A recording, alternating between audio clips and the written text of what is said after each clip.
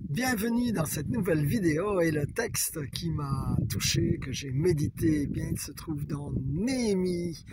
Néhémie, il voit au chapitre 1 que Jérusalem est dévastée, que la ville est en ruine.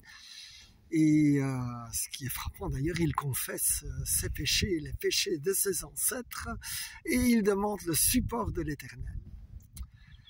Et au chapitre 2, en fait, il est persuadé qu'il va avoir ce support de l'Éternel et il demande donc avec courage au roi dont il est un des servants à table, eh bien il demande au roi s'il peut aller rebâtir Jérusalem. Et puis le roi lui donne cette faveur et puis il demande encore au roi un petit quelque chose en plus.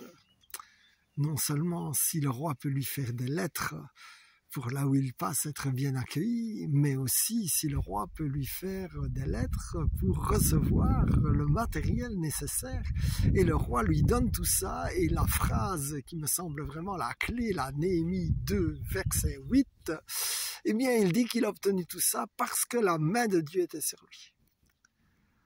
Alors mon frère, ma sœur, peut-être que tu ne le sais pas, mais la main de Dieu est sur toi et elle est bien plus souvent sur toi que tu ne le crois.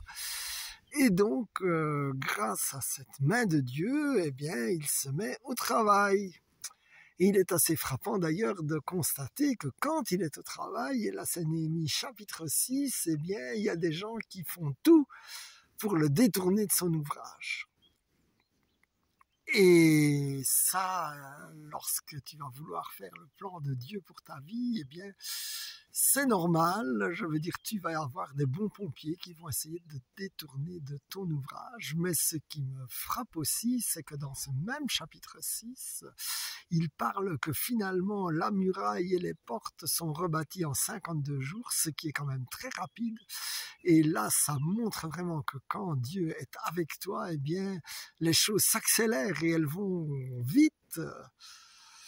Alors, mon frère, ma sœur, je te bénis et je prie que, comme pour Néhémie, tu as la main de Dieu sur toi et que cette main de Dieu va te donner la faveur de gens qui n'ont pas nécessairement de raison de te la donner, mais elle va te la donner quand même. Et là, c'est exactement ce que j'ai eu. J'allais dire vraiment un exemple peut-être basique, mais là, hier, nous étions au marché. Je cherchais une nouvelle montre et déjà, nous l'avons trouvée à un prix hyper bas.